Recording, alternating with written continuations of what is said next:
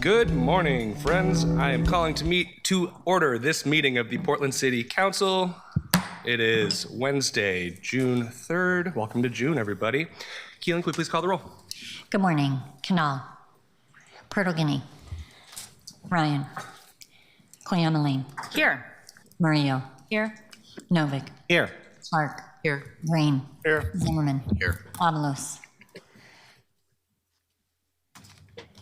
Smith. Here. Dunphy. Here. And can we please read the rules of decorum? Thank you, Council President. Welcome to Portland City Council. To testify before council in person or virtually, you must sign up in advance on the council agenda at www.portland.gov/council/agenda. Information on engaging with council can be found on the council clerk's webpage. Individuals may testify for 3 minutes unless the presiding officer states otherwise. Your microphone will be muted when your time is over. The presiding officer preserves order. Disruptive conduct, such as shouting, refusing to conclude your testimony when your time is up, or interrupting others' testimony or council deliberations will not be allowed. If you cause a disruption, a warning will be given. Further disruption will result in ejection from the meeting. Anyone who fails to leave once ejected is subject to arrest for trespass. Additionally, council may take a short recess and reconvene virtually. Your testimony should address the matter being considered.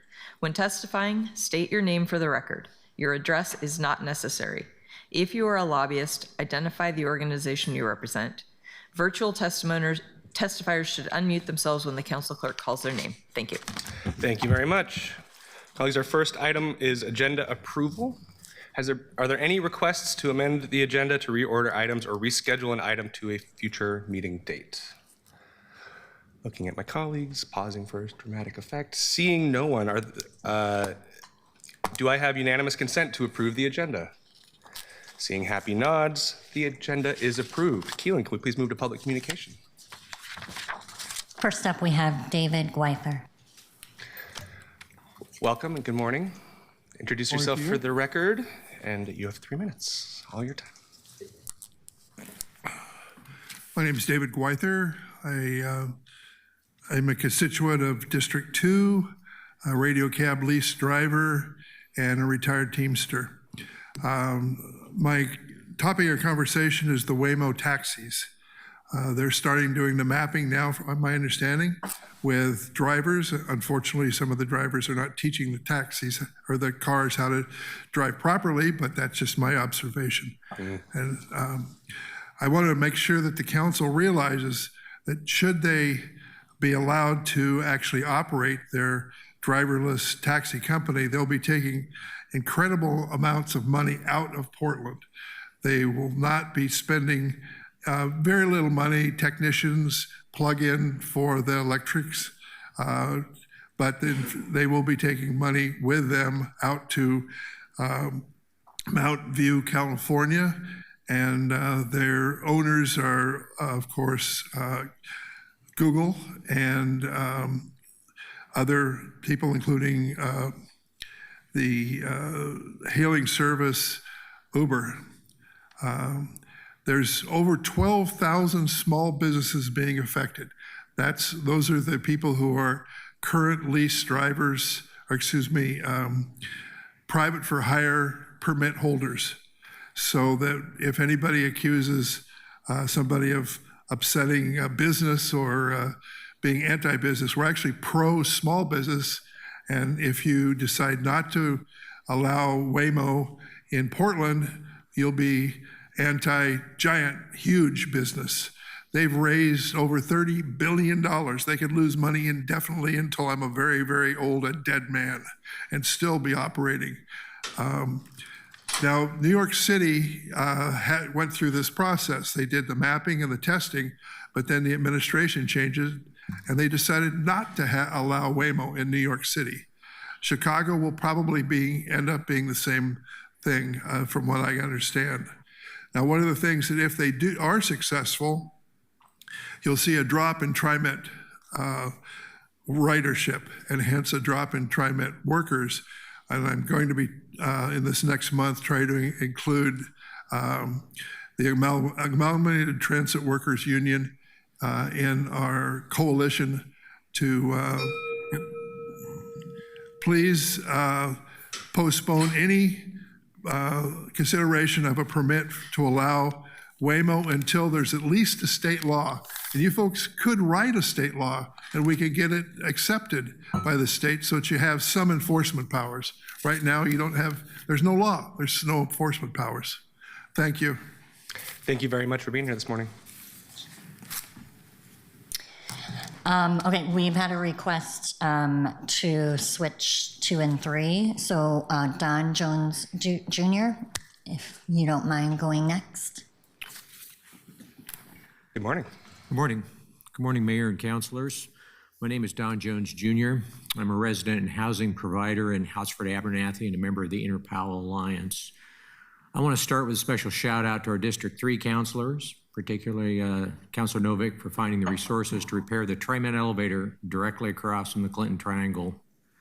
It's been a repeat target for drug use and vandalism in recent years. Placing a bottle drop 2 blocks away will make that matter worse, not better. Context matters from what I'm about to say. Willamette Week recently named the intersection at Southeast 11th in Milwaukee the worst intersection in Portland due to frequent rail blockages.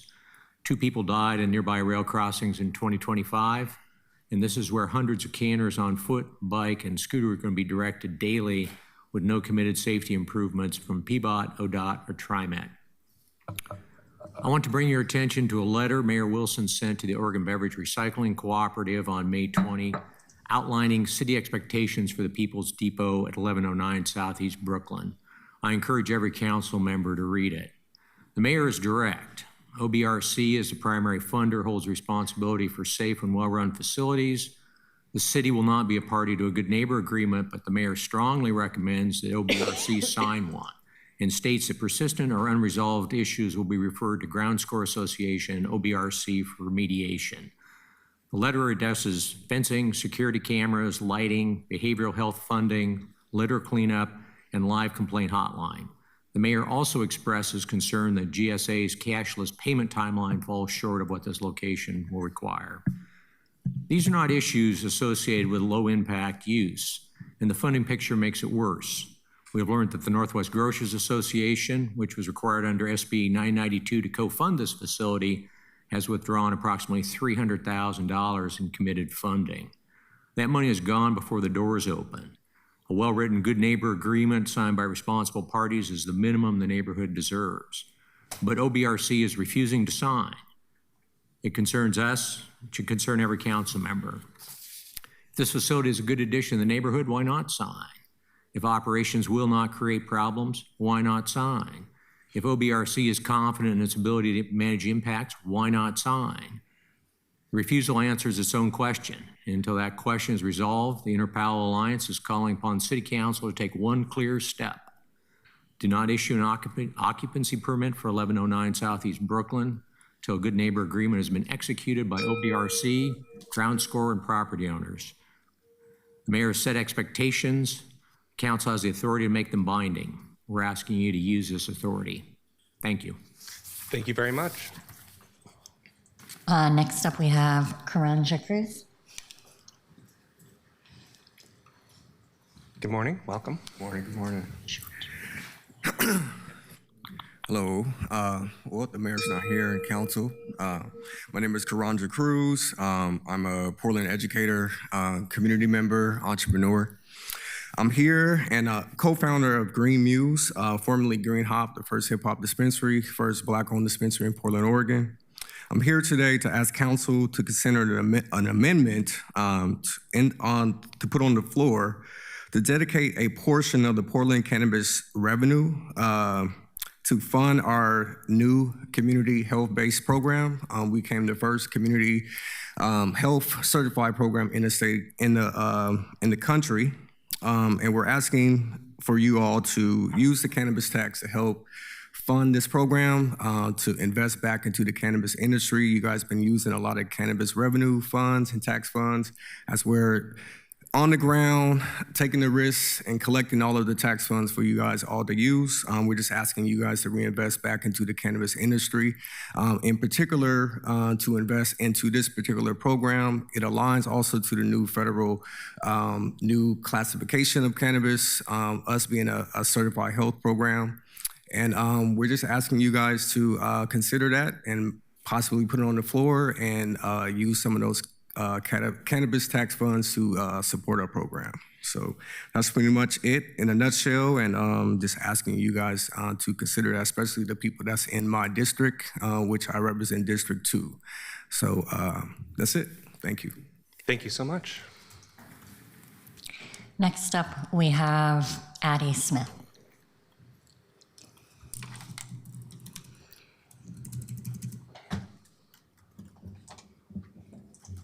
Addie, you're muted. Addie, can you hear us? I can hear you. Can you come back to me, Keelan? Can you go to the next person and then come back to me? I'm trying to get my printer to stop with this update so it can print. Yeah, sure, we'll come back to you, Addie.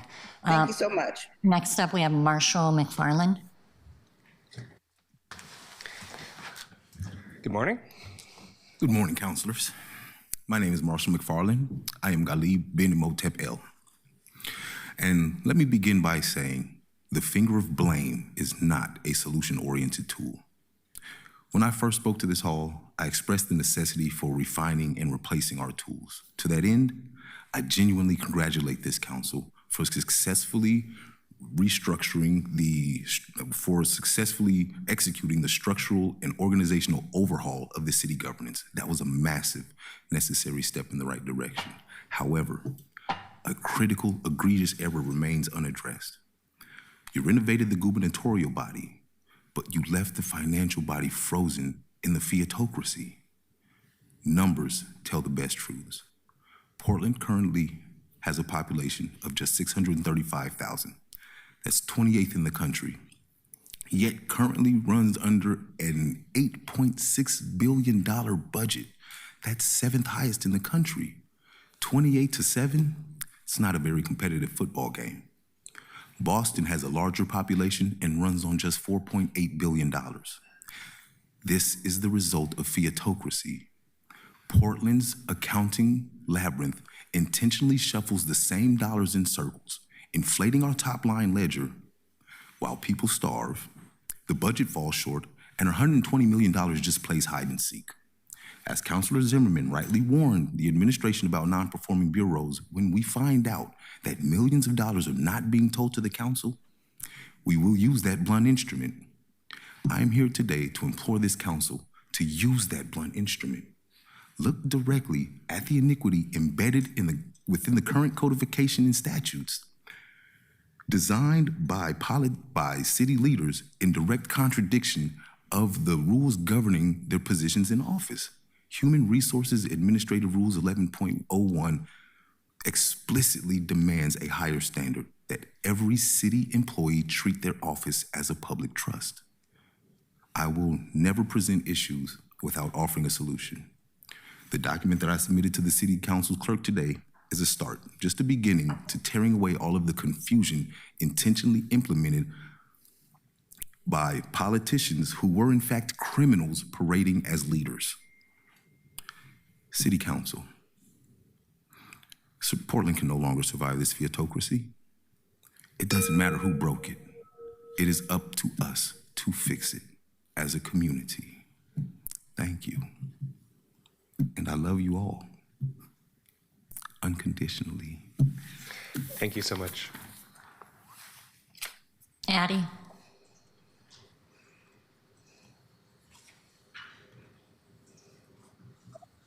Keelan, can you go to the next person and come back to me? I'm so sorry. Thank you.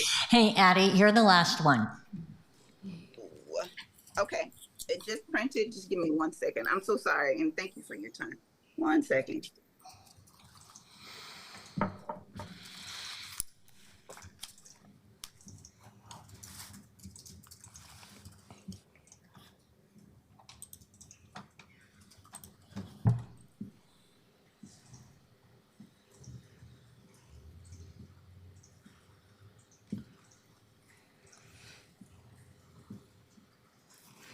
Hey, Addie, how much more time do you need?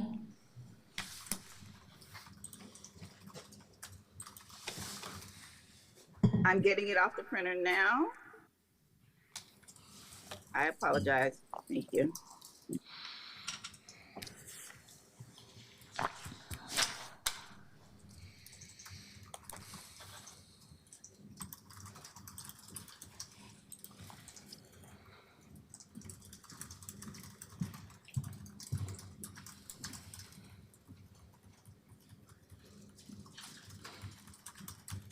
Hello, my name is Addie Smith. Today is Wednesday, June 3rd, 2026.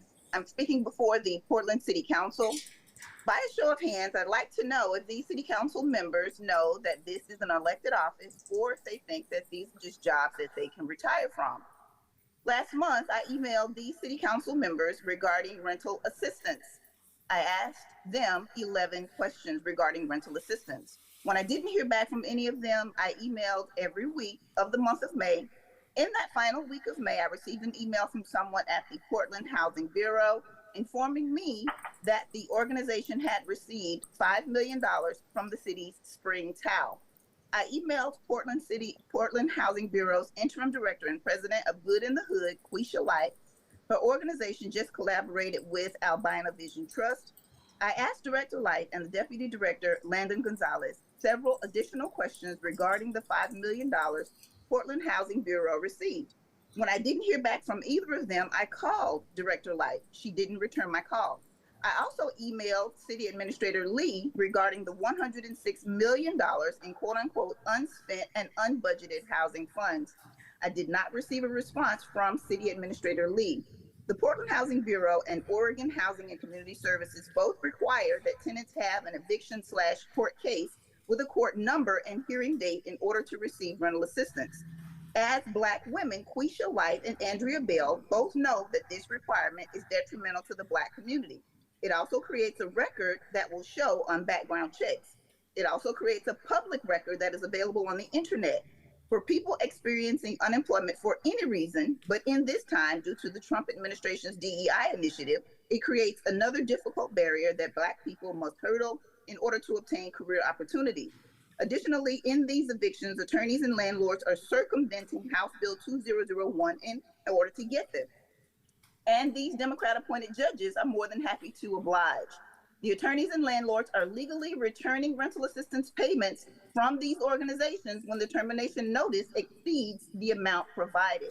It appears to me that there are a lot of people involved in making it appear that they are helping, when in reality they are burning the candle from both ends, or making it appear that they support ending homelessness while still ensuring that evictions occur. My grandmother used to call it talking out of both sides of your mouth. Rental assistance must cover arrears and current rent at an amount up to $10,000 for 6 months of rent. By only covering up to 3 months of rent, it creates the problem for both the landlord and the tenant. Oregon's Black unemployment is 9% and Black homelessness is over 17%. 211 needs an upgrade, and I don't believe the current director and deputy director are capable of it. 211 representatives also can't answer any of the 11 questions I've asked these elected city council members. Thank you. Thank you very much for being here today. That completes communications. Okay, thank you. Colleagues, our next item is our June City Administrator Report. Surprise, CFO Beery. Oh, okay. Council President. Oh, hi, Councilor Avalos.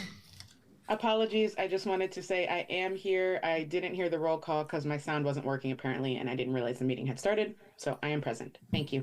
Thank you, Councilor Avalos. Apologies for that. Item 3, colleagues, CFO Beery is sitting in for City Administrator Lee today. Hi, Jonas. Welcome and good luck. CFO Beery will be able to give us a high-level summary of the monthly CFO or CA update. We'll then move to discussion and questions. CFO Beery will answer what he can, but please anticipate that most of our questions this week will be taken back to the shop for a later written response. I also do understand that we have an update on the federal response situation and that City Attorney Robert Taylor is going to be giving us a higher degree of detail on that issue. CFO Beery. Take it away. Great. Thank you, Council President. Good morning, councilors. For the record, Jonas Beery, Chief Financial Officer, here this morning on behalf of City Administrator Raymond Lee to share information on the monthly CA report. I'll go through a few key items and then obviously can attempt to answer questions along with the leadership team here in the room. The theme of this month's report is the foundational work of the city, and I'd like to highlight a few key items on this theme. First, Portland Permitting and Development celebrated May as Building Safety Month by highlighting many of the professionals who work every day to ensure that Portland's buildings are safe. Thanks to everyone citywide for the continued important efforts to ensure safe buildings across Portland. Second, the Portland Clean Energy Community Benefits Fund, or PCEF, has entered the 5th and final year of the Cooling Portland program. That program is on track to meet its community goal of 25,000 units and doing so ahead of schedule. That effort is now shifting focus from standalone units towards more comprehensive home improvement programs. Next highlight, Parks and Recreation staff joined partners and volunteers for the Greening Wilkes Stewardship event at Wilkes Creek Headwaters in East Portland. Natural area restoration and maintenance in support of watershed health and neighborhood resilience is a core Bureau function, and working in partnership with volunteers helps us do even more. And shout out to Council President Dunphy for joining that event. The Portland Bureau of Emergency Management graduated 104 new Neighborhood Emergency Team, or NET volunteers, bringing us to 1,543 active and trained NETs available to provide immediate disaster assistance in their neighborhoods until professional responders can arrive on scene. Thanks to everyone involved in this critical safety program, which now exists across 81 neighborhoods citywide. And then the last couple of highlights and reminders from the front section of the report. The Office of Government Relations, OGR, is soliciting issue proposals to inform developments of the city's 2027 state legislative agenda, with proposals due to OGR by Friday, July 17th. And thank you in advance for any and all input to that effort. And then lastly, wanted to highlight that recruitment for the director of the Office of Community-Based Police Accountability, OCPA, that recruitment is live and open, and please consider sharing that with your network. I'd like to, before we get to update from Robert Taylor, just shift momentarily and put my CFO hat back on for a quick second. There's one item that I was not able to get into the CA report, but wanted to make sure and use this opportunity to provide a brief update, and that's a quick update on the ongoing work for the Financial Stabilization and Recovery Plan, of which you've heard reference, I think, a few times during budget conversations and in other forums. When originally visioned and discussed with council in January, I think I'd referred to as sort of an impossible dream of being able to get that work to you in May in advance of budget deliberations, and that did not happen for a variety of reasons, but happy to share that we now have a really diverse and committed group, including 4 representatives from the city administration side, 2 city councilors, thank you to Councilors Green and Zimmerman, and 9 citizen members members of different backgrounds and experience. We've met 3 times so far, a 4th meeting coming up here this week. We'll have 3 or 4 meetings throughout the summer to get that work done. I am amazed at the commitment of the community members in particular, and have been deeply inspired by sort of the shared passion of everybody in that room to drive collectively towards a financially stable and prosperous Portland, and the diversity of inputs that are coming into that, I think will really lead to a positive outcome in that document. It was important to commit through those first few meetings, adequate time to share perspectives, to align to financial and economic realities, and review current city systems, policies, and best practices. We are now shifting this week towards moving towards developing a framework around how potential recommendations might be identified, evaluated, and ultimately moved forward for council. I also want to acknowledge that work group specifically is going to be putting in 25 to 30 hours or more by the time this work is done, and that's not the only input to the conversation. We're working with a team of interagency partners, including sort of expanded representatives around the city and around interagency partners in the region, sort of an advisory body. We're scheduling opportunities in July to work with citywide equity practitioners, and we're looking for opportunities over the summer to receive prioritized feedback from labor partners and other community representatives who aren't in that room. Pushing to be ready for a formal output to council in the next few months. Likely that'll be September, I think, is the most reasonable timeframe, which I think still is manageable, and that can support both the mid-year budget adjustments in the fall TAO, technical adjustment ordinance, and kind of preliminary discussions thinking about fiscal 27, 28 budget development. So we'll look forward to working with Council President to get on an agenda there. We can take questions on that maybe when we're done here, but I wanted to make that note since we weren't able to get that update into the written document. And Robert, if it's okay, I'll hand to City Attorney for an update. Thank you, Jonas. Robert Taylor, City Attorney. As you will recall, the hearings office held a 2-day hearing on the notice of violation at the ICE facility. We were anticipating a decision by the hearings officer by June 5th. We understand the hearings officer was prepared to issue the decision by that date. Without notice to the city, the building owner's lawyer sought and received a stay from Multnomah County Circuit Court. The hearings officer's decision will not be issued until that stay is lifted.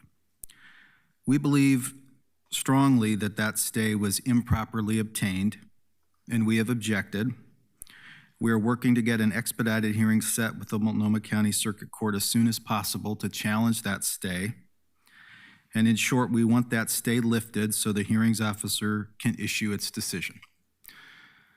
We'll keep you posted as this continues to evolve, and we are, again, trying to get in front of the Multnomah County Circuit Court as soon as possible to explain our position on the stay. And before we get to questions, just a couple more final logistical notes, Council President, on the report. Thank you, Robert, for that. I'm sure there's some questions, but I just wanted to finally note that new this month in the report, Appendix A, which is the budget note tracker, adds brief notes about the plans for reporting on each of those budget notes from the current fiscal year, 25-26, as we approach fiscal year end. The closed claims Excel sheet in Appendix B reflects the most up-to-date information, including 2 unusually large recent settlements, which is why that number has gone up relative to last month. And in Appendix F, which lists the active contracts, you'll notice a slight decrease due to being near the end of the fiscal year when many contracts expire. Lastly, just on behalf of the City Administrator, proud of the work that the city does, the people, workers of the city do this month and every month. Pleased to share the report, and again, happy to answer questions if we can or collect for follow-up when CA Lee is back. Thank you. Thank you, CFO Beery. Vice President Clark. Thank you, Council President. Robert, can you shed a little more light or give us some insight on the nature of that stay? On what grounds did the property owner make that request? Yeah, thank you. Good question. They have asserted previously that they do not believe they would get a fair hearing in front of the hearings officer. They, I believe, wanted to file a writ in Multnomah County Circuit Court to preserve that issue on appeal. They went in to Multnomah County Circuit Court ex parte, meaning alone, without us present, seeking to file that writ. As part of that process, they also sought a stay to stay the hearings officer from even issuing an opinion. That was done without our knowledge or consent. And that is the issue that we are going to contest in front of the Multnomah County Circuit Court. Can you give us some sense of timeline? We're currently, as we speak, working to get an expedited hearing scheduled in front of the court. We're hoping to get that scheduled as soon as next week. And that's a question of holding up the stay. That's the question of holding up the stay. And we're happy to litigate whatever issues the building owner wants to raise, and they have every right to preserve their arguments for appeal. But we do not believe it's appropriate to stay the hearing officer from doing their job and issuing a decision. Thank you. Thank you, Vice President Clark. Colleagues, any further questions for our team here? Councilor Canal. Thank you, Council President. Thank you, everyone, for being here, and thank you to CA Lee for preparing the report. Just a couple notes for things that we might want more info on later. Would love to learn more about the lien system migration that's mentioned in there. One of the things that I get in constituent emails is how difficult the process is to pay bills from the Revenue Division, and so wanted to understand what those improvements might be so we can communicate that out to the public about what they may be experiencing. You mentioned a couple of these things, but I did want to just highlight and shout out Judith Mowry for winning the Betsy Ames Leadership Award this year. Appreciate the shout out to Quisha Light and the Housing Bureau in general, as well as Director Light on her help for the amendment to the ordinance we're going to be voting on later today on Williams and Russell and SEI. One of the new neighborhoods for the net is Hayden Island, and wanted to make sure that folks who are, we'll be putting this in our newsletter too, but people in Hayden Island are able to join that. That's been a conversation as well. And then one other thing just to say for later is, because I imagine they're not necessarily here, but wanted to get more information to sort of, there's a good shout out in here about the work of the Human Trafficking Unit at PPB, and wanted to understand a little bit more, maybe in a Public Safety Committee meeting, as to what the factors were that led to the increased activity on behalf of PPB, and what we can do to be supportive of that continuing. But I had one question that I would like to, actually two for today. One is, there's been reporting about the removal of a Portland Loo in Old Town. And one of the things that we've started to have a conversation, I think, around the accessibility of public bathrooms in the city and in a general sense, as well as specific to the Portland Loo. But I wanted to understand kind of where that decision was made, if that was an administrator decision, mayoral decision, what exactly happened to cause us to create a sort of restroom desert in that area. I don't know if you happen to have any information. Yeah, Councilor, thank you for those questions and highlights. We'll certainly get back to you. Thank you for highlighting the lien migration system. As a finance person, that's something that I care about. So happy to get more information about that, as well as maybe some additional background on the human trafficking. I am not aware of any background on the Lou situation. I'm not sure if the DCA in the room has any intel. I don't see anyone moving, so we'll just make sure we get back to you as soon as possible. Great, thanks. And then the last thing, I really appreciate the addition of the notes on the budget notes, the new column on Appendix A, and it was helpful for most of the notes that I've been tracking. I will note I still do not have anything on the package delivery fee, which is Canal 13, and it's just the additional note mirrors the second to last column. They both just say the word complete. What happened there is it got rolled into a conversation at PBOT that ultimately ended up being a recommendation for the SDRF and the TUF. And rolling it in and then saying this was the outcome of it doesn't give me any information on the actual thing that I was asking about, which is the package delivery fee. So I think might be worth a second glance. I don't know if there are any other notes that other folks are experiencing the same way or the same thing on, where it's marked as complete, but it's not. But just wanted to flag that. And I am also really interested in hearing more on Green 12 next time, which is the anti-displacement task force. I think there's some, I appreciate the way in which there's been conversation with sponsors. I also know that from the budget process, there were other counselors involved in a lot of these notes, or just other counselors who maybe didn't work on it, but are very interested in the outcome of it because they saw, well, one of my colleagues is putting it up, I'm gonna vote for it, and it passed. That doesn't mean I need my name on it, but I still wanna know what's going on with it. So, thank you. Thank you, Councilor Canal. Councilor Ryan. Thank you, President Dunphy. Good to see you, Jonas. A couple things. One is a little micro, so I apologize for that, but I see that there's a July 17th is scheduled to go to Grand Ronde, a visit between government to government. And I don't know how anyone from the council could attend that since it's on a Wednesday. So that made me disappointed. And I did that a couple of times, or 2 years ago, I think, or 3 years ago. It was very helpful. So it's so much about building relationships. And I do see why the mayor's prioritized. I'm not making a comment against that. I just hope that we could consider a different date so more of us could attend, or we reschedule the 17th so some of us could attend. But it's very important that we lift the government to government relations that goes beyond the mayor when it comes to working with our Native American community. The second one, I appreciate what Councilor Canal said. I got there halfway while you were presenting. It was the first thing you mentioned, but was it about the interstate bridge? Oh, it wasn't? Okay, I'm just gonna say how important it is that we include Hayden Island and the neighbors in the north reach of our city anytime we have dialogue about the interstate bridge. I feel like that's, they've been shortchanged for a long time in that part of town, and so it's really important in this process that we make sure that we advocate stronger for them. I want to give a shout out and a thanks to the granting reports. I think the federal grant information is so much easier to digest now, and I appreciate that. I think that I hope that the outgoing grants program can get that same level of information so that we can have a better understanding of that.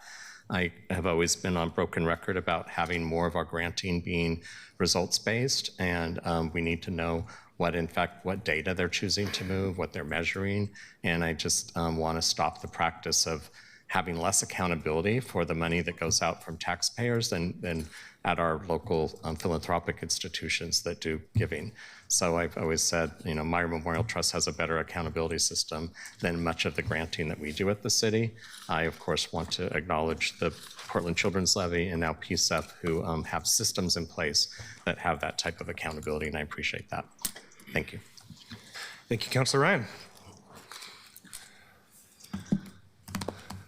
Colleagues, seeing no one else in the queue, you are also always welcome to send additional questions either to the City Administrator Lee or directly to CFO Beery right now. Councilor Canal, last word. Just had a question. The info that you were saying we were going to get more from earlier on, is that going to be in a public setting? You mentioned there's some more information coming, or is that going to be something that we're going to get in a council briefing? The information that I was saying was going to come later was what city attorney. Oh, you meant immediately later? Yeah. Great. Awesome. Thank you so much. Yeah. All right. Keelan, can we please move to the consent agenda?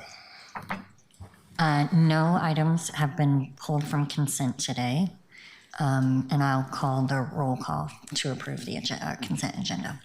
Canal. Aye. Turtle Guinea. Aye. Ryan. Aye. Brianna Lane. Aye. Murillo. Aye. Novick. Aye. Clark. Aye. Green. Aye. Zimmerman. Aye. Pavlos. Aye. Smith. Aye. Dunphy. Aye. The consent agenda is approved with a vote of 12 ayes. All right, colleagues, we have fun for the next couple of minutes here. We have 3 second readings in a row. Can we please move to item number 8?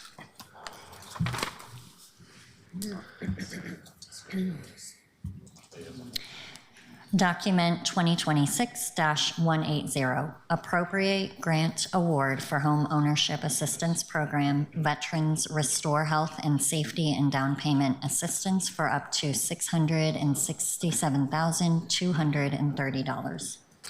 Colleagues, this is the second reading of a non-emergency ordinance. We had a presentation on this last guess it was last week. Is there any discussion? Seeing no one in the queue, Keelan, can we please call the roll on item number 8? Canal. Aye. Purtle-Guinea. Aye. Ryan. Aye. Koyamaline. Aye. Murillo. Aye. Novick. Aye. Clark. Aye. Green. Aye. Zimmerman. Aye. Avalos. Aye. Smith.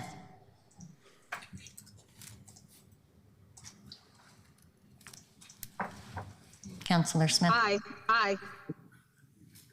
Dunphy. Can you hear Aye. me? Okay. Thank you, Counselor. Aye. The ordinance passes with a vote of 12 ayes. Can we please read the next item? Item 9, document 2026-181. Appropriate grant for pilot mass timber feasibility study for $100,000. Colleagues, this is the second reading of a non-emergency ordinance. Is there any discussion?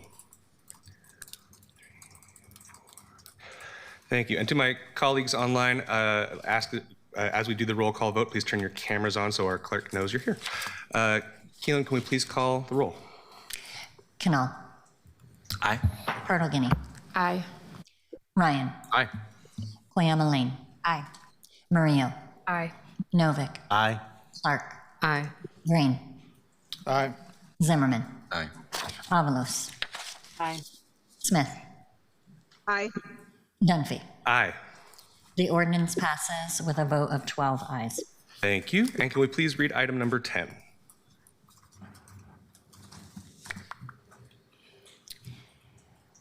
Document 2026-182, appropriate $2,500,000 from the Construction Excise Tax Subfund 225020 for home ownership development in District 2. This is the second reading of a non-emergency ordinance. Colleagues, is there further discussion? Counselor Avalos. Thank you for this opportunity. I didn't say anything last time, so I wanted to take a few moments now to do that. I know that there has been some confusion about where I stand on this ordinance, and so I want to take a minute to explain where I'm coming from. From the beginning, my concern was never whether communities of colors deserve investments or not. They do. My concern was always about how we make these decisions.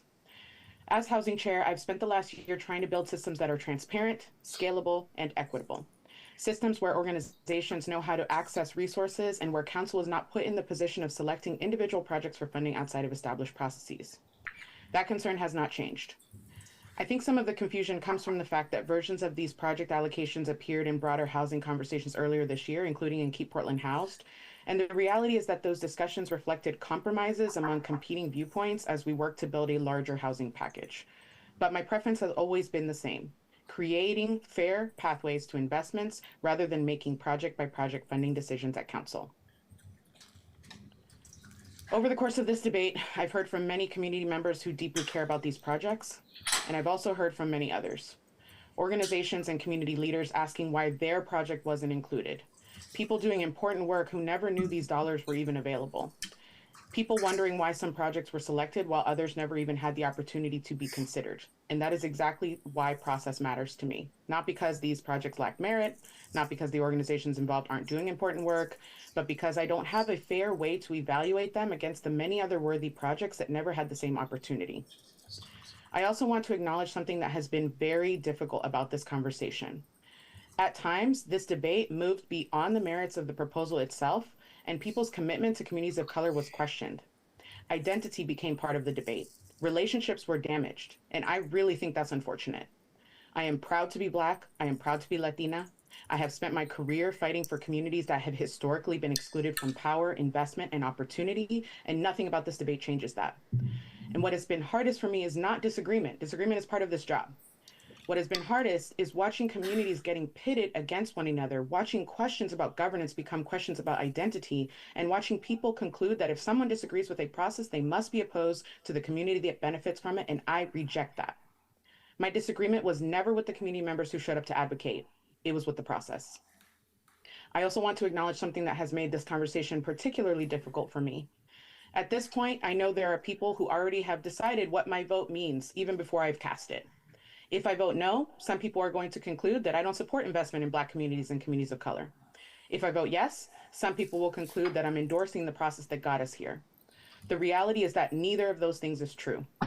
I have spent my entire career fighting for communities that have been excluded from power, investment, and opportunity, and that work didn't start when I was elected to council, and it will not end here. At the same time, I have been spending the last year working to build systems that are more transparent, more equitable, and more accountable than the ones that we inherited, because I don't believe our community should have to choose between investment and good governance. I don't believe communities should have to choose between equity and transparency. And I do not believe that raising concerns about process should be treated as opposition to the people who would benefit. Our communities deserve better than that. We fought hard to create a government where more voices could be represented. We fought hard to move beyond a system where a handful of people made decisions behind closed doors. And we fought hard so that people like me and many others who have historically been left out of these conversations could have a seat at the table. And so with that representation comes responsibility. And my responsibility is not just to advocate for communities that have been overlooked, it's also to help build systems that will continue serving those communities long after any individual counselor is gone. One of my major concerns throughout this discussion was the funding source, and last week council adopted an amendment that addressed that concern and moved these dollars away from a funding source of social housing that I did not believe should be used for this purpose, and so I appreciate that change. But the broader concerns I've raised about the process remain. And that's what makes this decision difficult for me. Because I can recognize that the value that the supporters see in these investments, while also believing that the way we arrived here is not a model I want council to repeat. And so what I hope that we take away from this debate is that Portland needs better systems, because the work in front of us is much bigger than these individual allocations. Just yesterday in Housing Committee, we were talking about building our unified housing strategy.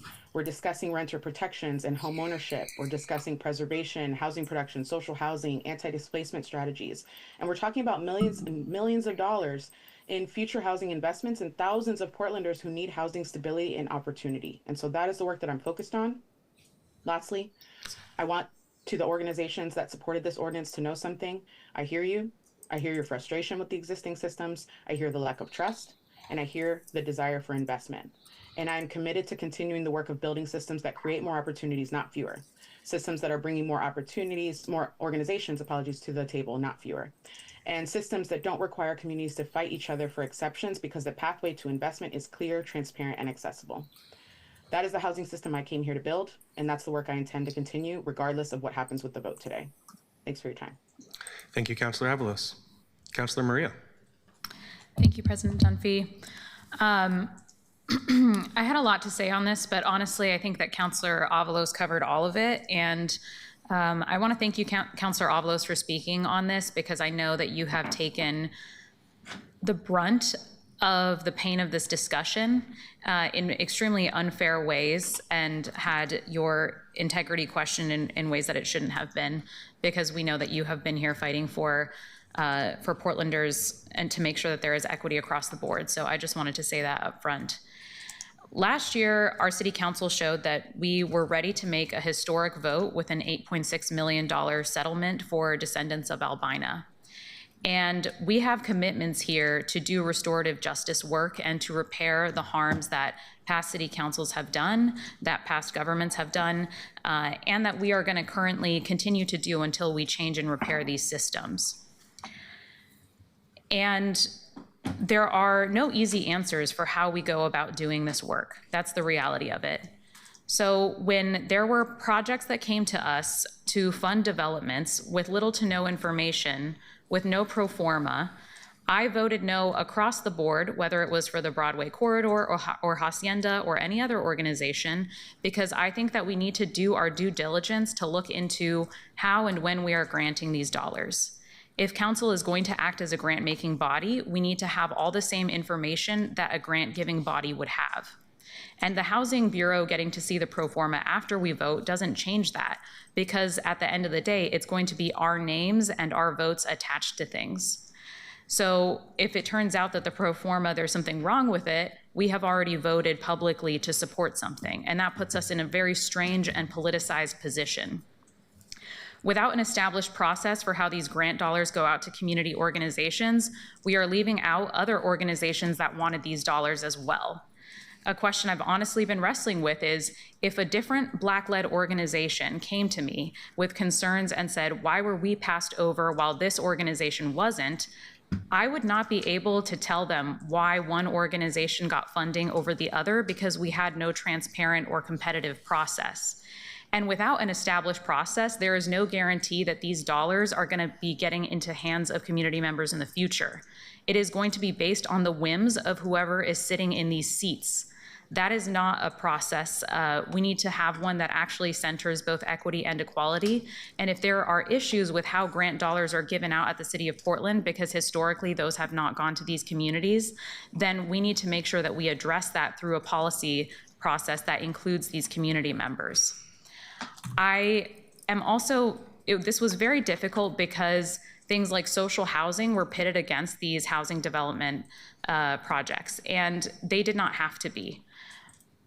We had numerous counselors bring not one, but two different options to change the funding source of this, and I'm very grateful that this city council chose not to pit social housing against Black development because it was completely unnecessary.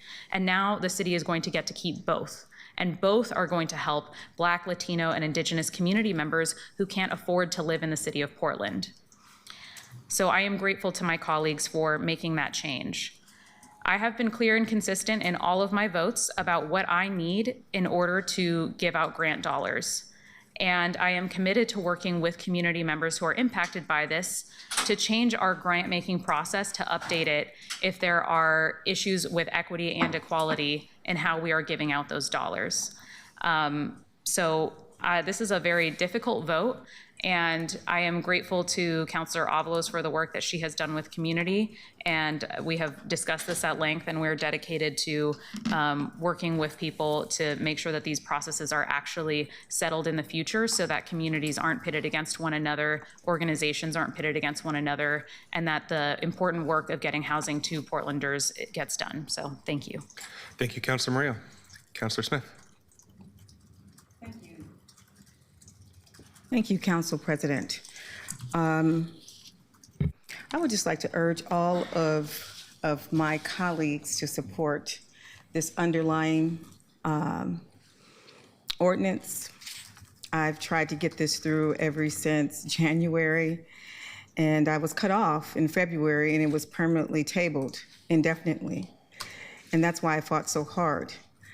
I joined the Slow the Flow as a co-sponsor because I thought it really meant that it was going to give folks housing who were being evicted, people who would be able to develop housing, those dollars would go to them.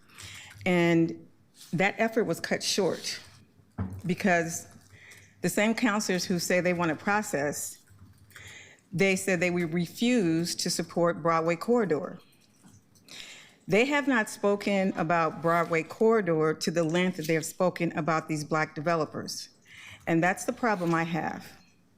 I have a problem when these Black developers were put in the underlying and Councilor Novick dropped an amendment to take them out. That was wrong. And he apologized for that, and I accepted his apology. So if you look at the charter, we're not grantors. I wouldn't minimize my work. We are appropriators and policymakers. I am very proud of this ordinance.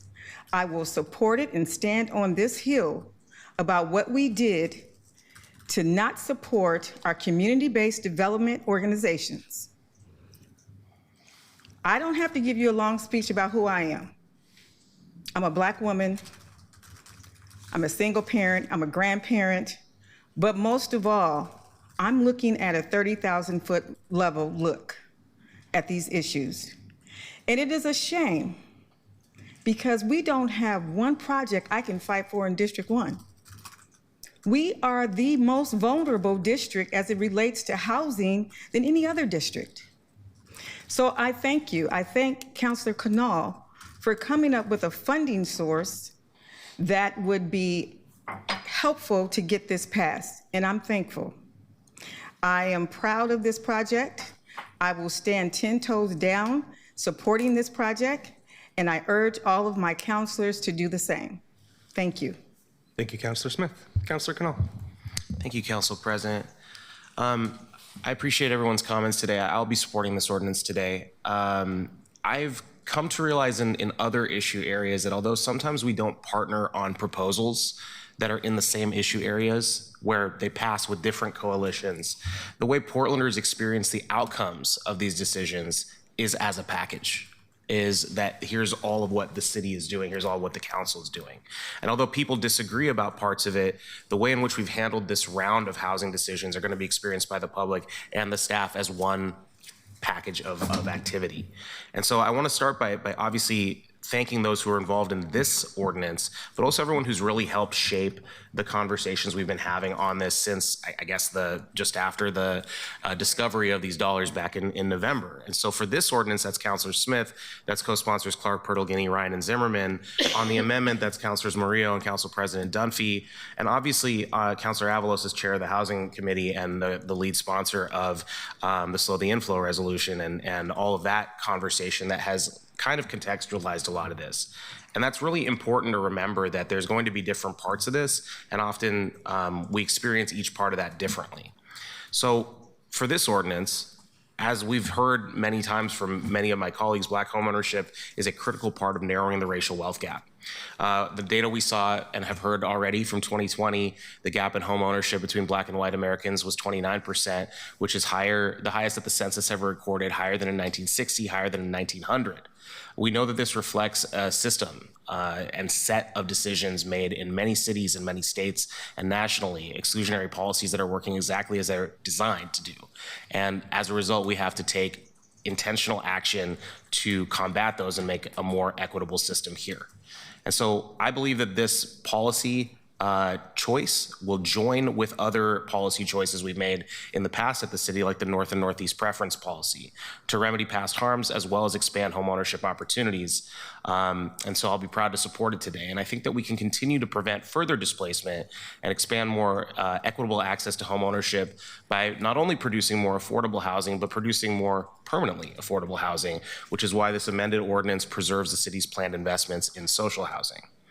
And so for those, especially the editorial boards out there who think we can't compromise, this legislation represents how council can listen to community and to each other and to work towards compromises instead of getting mired in false binaries like social housing or investment in Black communities. Portlanders deserve both. We can have both. And the primary limitation to us doing so has always been the scarcity mindset, that it can only be one or the other. The financial limitations are real, but they are hurdles, not walls. And so we're going to need to both create the 87,000 additional units we're expected to need by 2045 while simultaneously growing a more equitable housing ecosystem. And I think that this is a good step towards that.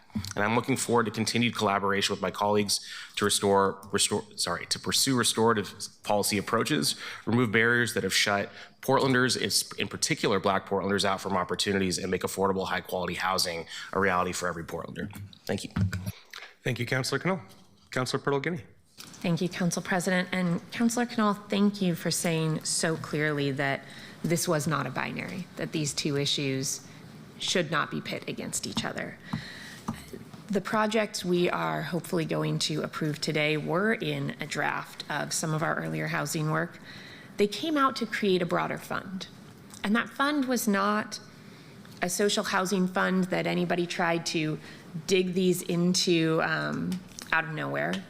There was a fund created so that we had a revolving loan opportunity for future projects. And the language actually specifically talks about social housing and other critical projects. It is not just social housing. It is for projects in the future where we need a revolving loan fund. But when we did that, we were taking the money away from a number of projects that the committee had previously considered funding. So this idea that these two things were artificially pit against each other, no, we're not buying that, folks, and we need to be honest about the conversation here.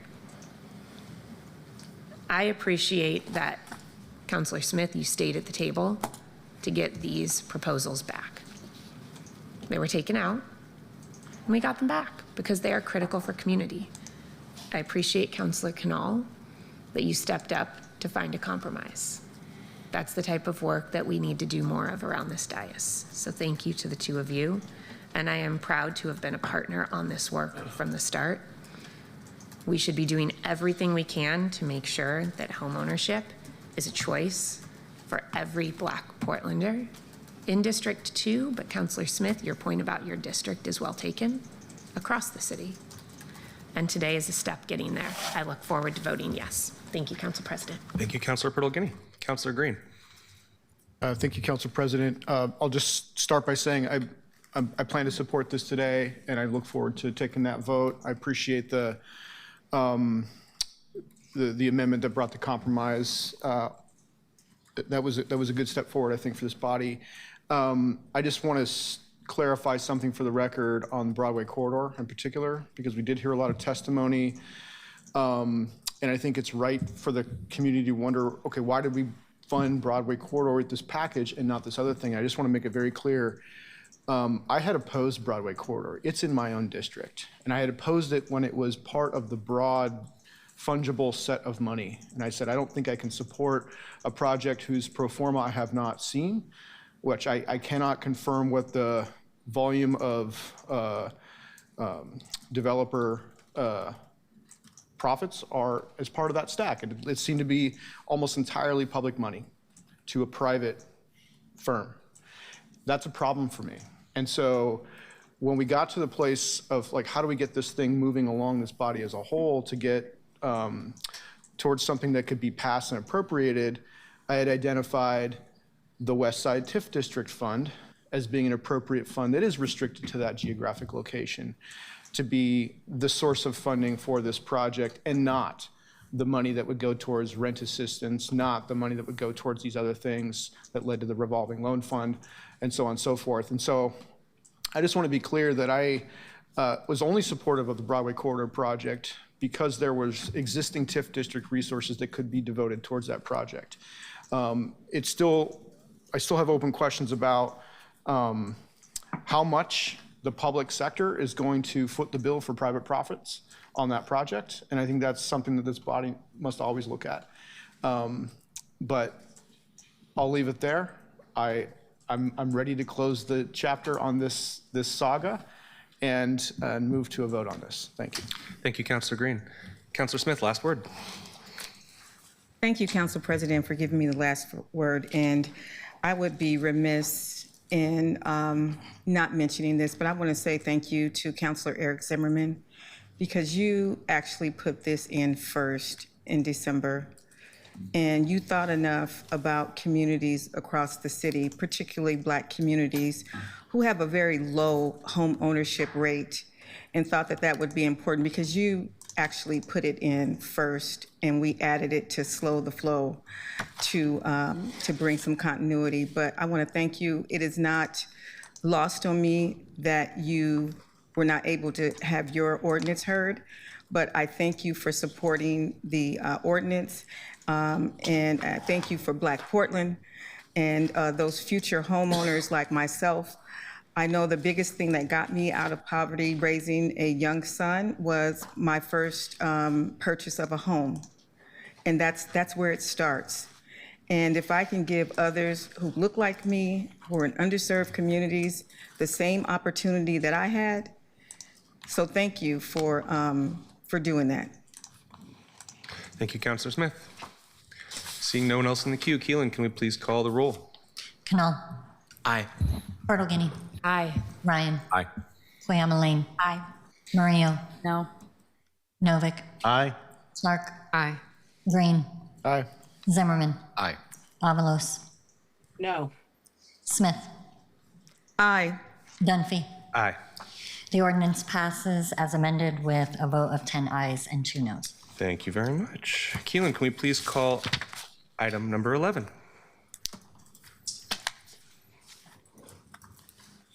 Document 2026-165, authorized sewer revenue bonds to finance sewer system capital improvements for an amount sufficient to produce net proceeds of up to $235 million and to refund outstanding sewer revenue bonds. Colleagues, this is the first reading of a non-emergency ordinance. We have Claire Adamsick here from Council Operations to give us a committee staff summary report. Thank you, Council President and councilors. For the record, Claire Adamsick, Council Policy Analyst and staff to the Public Works Committee. The ordinance before you, document number 2026-165, was heard in the Public Works Committee on May 26th, where it was referred to full council with a recommendation to pass. The ordinance authorizes the issuance of revenue bonds pursuant to ORS 287A.150 in an amount sufficient to provide net proceeds of up to $235 million to pay for system improvements to the city's sewer system, plus additional amounts required to fund bond reserves to pay capitalized interest and costs related to the financings. The total principal amount of revenue bonds required for these services is estimated to not exceed $238.5 million. Bonds authorized by the ordinance are special obligations of the city, payable solely from the city's sewer system revenues. The ordinance also authorizes the issuance of refunding bonds pursuant to applicable Oregon statutes to refinance any revenue bonds issued in accordance with the ordinance provisions to provide interim financing, and if conditions warrant, to refinance any of the city's outstanding sewer revenue bonds to obtain debt service savings or achieve a favorable reorganization of outstanding bonds.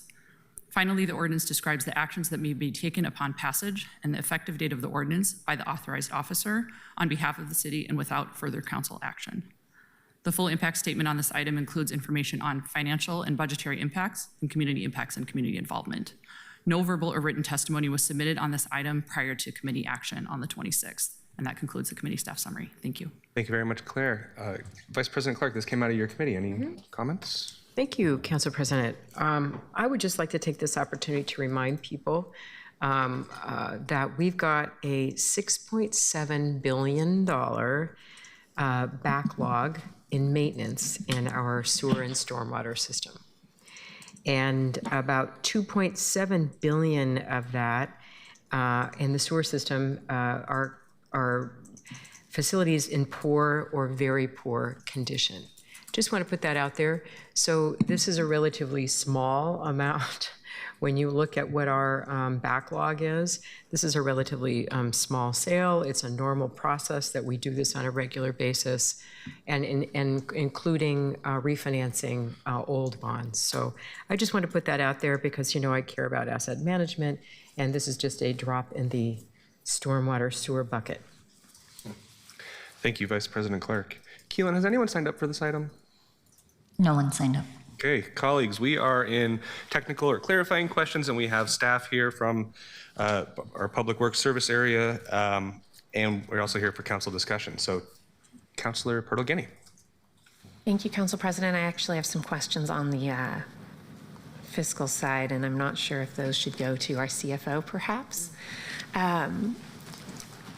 I want to understand if this is a sale on a regular cadence, if we have other bonds that are expiring at the same time, and get a picture of whether this is adding to our total debt, replacing other debt that is coming off the books, just kind of how this fits with our larger debt service picture, the amount of money we spend every year on debt service, and how this fits within our broader debt capacity picture, how much room we have for bonding. And I know we're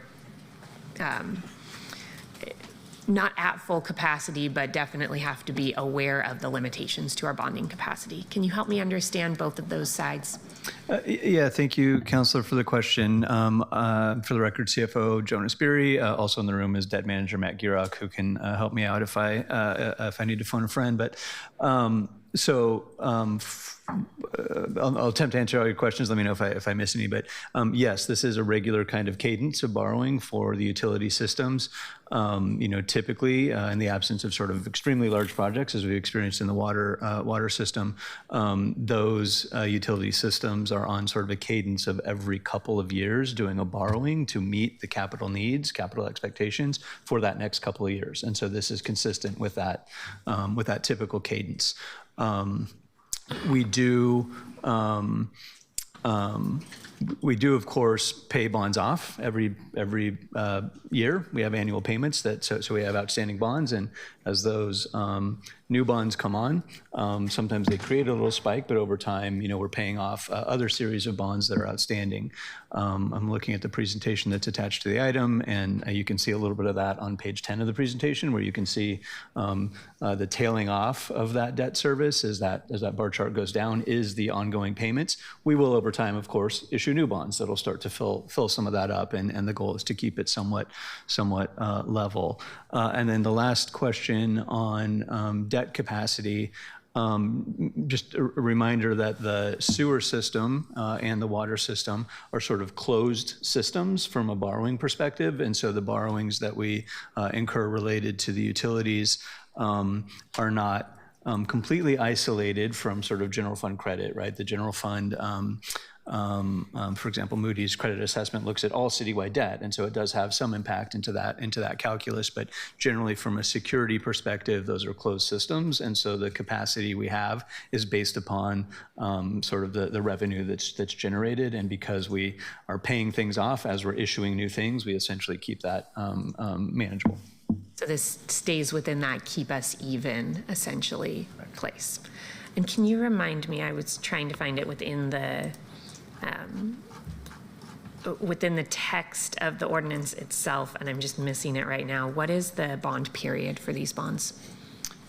For the record, Matt Gierach, debt manager. It's a 30-year term, which is standard, industry standard for sewer systems.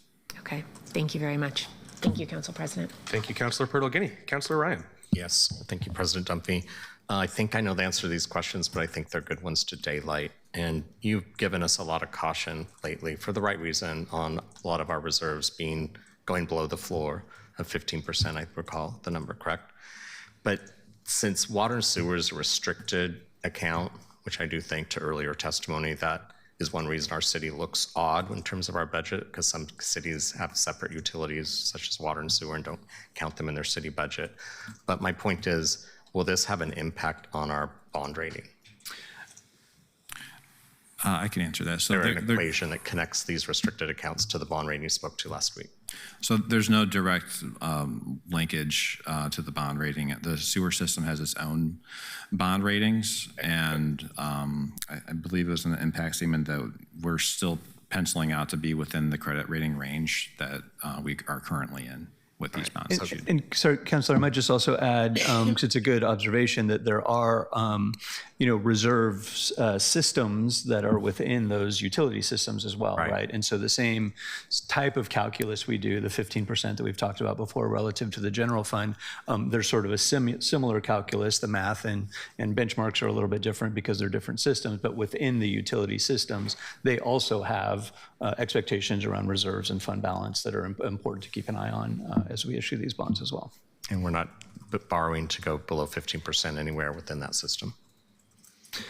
I don't recall. It's a different calculus. The 15% general fund limit is a different risk matrix than it is for the utilities, and so I believe the utility system is actually a little bit higher expectation.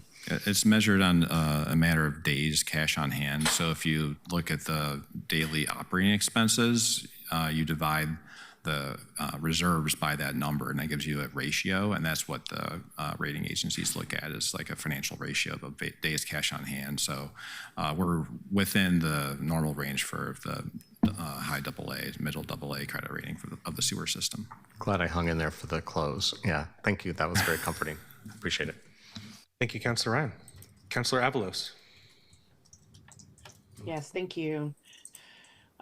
Just first wanted to say, reliable sewer and stormwater infrastructure, as we know, is really essential to our public infrastructure, and delaying maintenance only increases costs in the future. So I am aware of that. That's weighing on me. I understand the need to invest in critical sewer system upgrades and maintain compliance with environmental and regulatory requirements. At the same time, whenever we take on additional debt that will ultimately be paid through utility rates, I just want us to understand the affordability impacts on Portland households, especially considering the bond council recently passed for the water filtration plant. So as we continue discussing utility rates across these multiple bureaus, I just want to make sure we're balancing infrastructure needs with the financial pressures that residents are facing. So I have a couple of questions, starting with how much of this borrowing is addressing deferred maintenance versus new infrastructure?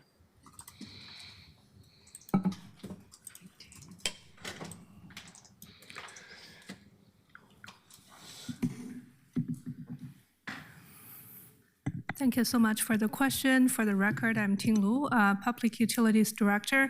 I want to say that most of these are really addressing our aging infrastructure. This borrowing, including Carolina trunk sewer, that's happening right away.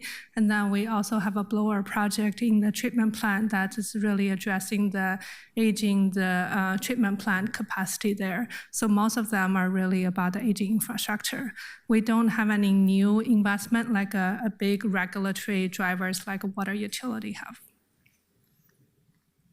Thank you for that answer. Also, could you tell me, the ordinance mentions potential refinancing savings. So if those savings are realized, how will that benefit ratepayers? I don't have the exact details of the rate impact on the sewer stormwater rates, but the total savings over, I can check my notes, but the total savings is around $16 million interest savings total over the bond term of what the series of bonds that we're targeting.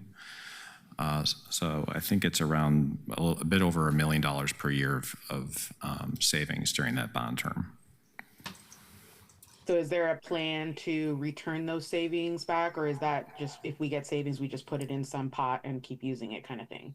Like, is there any opportunity that savings will result in lowering rates for ratepayers? Yeah, Councilor, this is CFO Beery. It's a great question. So typically what happens is that, as the Bureau, and this would be true for the Water Bureau as well, as they formulate their rate forecast, that after a refunding occurs, and we know that in this example, $1 million less of debt service is required to be paid, that flows into that forecast. So if nothing else changed in the forecast, and we only reduced our future payments by $1 million, then those rate requirements would be reduced by $1 million as well for the subsequent year rate increases.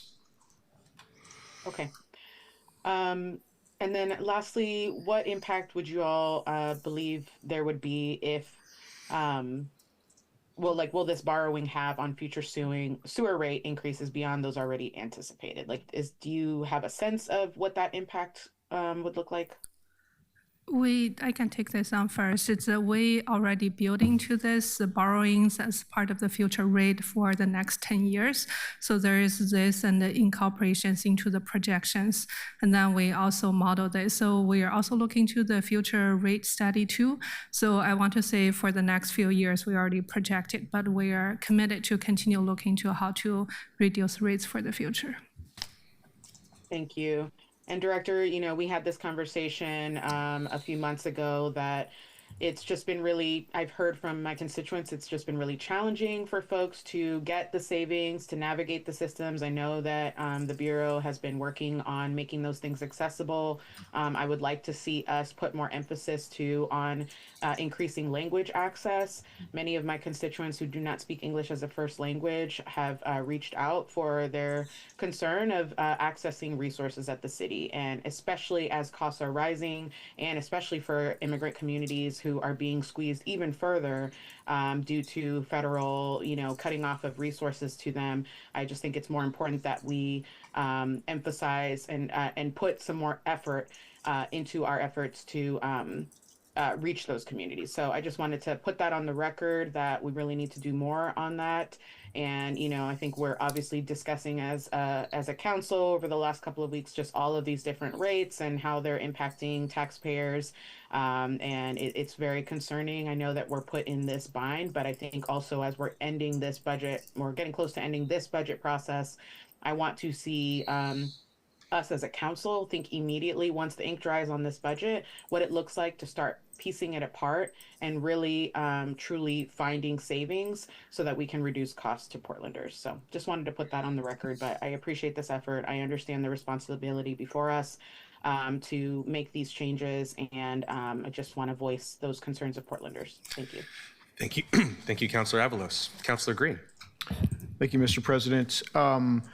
I'm going to be supportive of the bond issuance today, and I just thought I'd take a second to explain why I'm supportive of these and maybe not why I was initially, actually, I don't think I voted yes on the Bull Run 525 million series, but I just wanted to make it clear to my colleagues. If you look at page 10 of the presentation that's included as part of the item, we talked through in the committee. It's got the projected sewer system revenue bonds. Maybe I'll just share my screen and make it easier. Yeah, here we go. Yeah, so that just shows, so the blue bars are the, it's a little small, let me try to help that out. The blue bars are the impact of the bonds under consideration, and the black bars are the existing bonds. And so the big takeaway here is that this bond issuance will allow us to make the necessary investments that we need to in the Carolina trunk system, as well as the broader wastewater system. And what you'll see is, yes, there's a slight uptick over the next few years, but generally speaking, we're retiring these bonds over the next few decades with a projected sewer stormwater rate increase as a result of this at 4.3%, I think, annualized. That is just slightly higher than the sort of generally accepted long-run rate of inflation. But for infrastructure, that's, I would argue, pretty low as a cost pressure rate of return. And so I think, Councilor Ryan, you've raised a couple times, is like, my North Star is, are we raising our costs greater or less or even with the rate of inflation? I think that's a good metric. This is in line with the rate of inflation for infrastructure projects.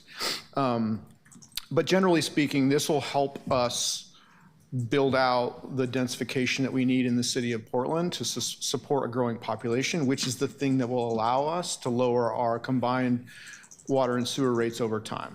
If we can build more densely, we can support the infrastructure of that density. That's the only way we're going to be able to lower the general cost of our infrastructure without directly subsidizing it from other sort of less restricted funds. And so I felt an obligation to articulate that because I have been very splashy in opposing certain bonds on one part of the system and others here. I just want to be fair and consistent there. And so this is going to be a good issuance. We're going to be able to take advantage of favorable interest terms relative to the existing series. This will save ratepayers money. I echo the broader concerns about, making sure that we are always asking the question, how are we doing cost control? I have a lot of confidence in Director Liu. I have a lot of confidence in DCA Donald-Paul that they're taking that cost control frame very seriously. And for that reason, I'm going to support these bonds here today. Thank you. Thank you, Councilor Green. Colleagues, seeing no one else in the queue, this is the first reading of a non-emergency ordinance. This item now moves to second reading. Keelan, can we please call item number 12? Document 2026-152, amend Portland permitting and development fee schedules to improve cost recovery to ensure an adequate level of service. Joining us again is Claire Adamczyk with Council Operations with a committee staff summary report. Take it away, Claire. Thank you, Council President. And councilors, again, for the record, Claire Adamczyk, Council Policy Analyst and staff to the Housing Permitting Committee. The ordinance before you, document number 2026-152, was heard in the Housing and Permitting Committee on May 5th, where it was referred to full council with a recommendation to pass.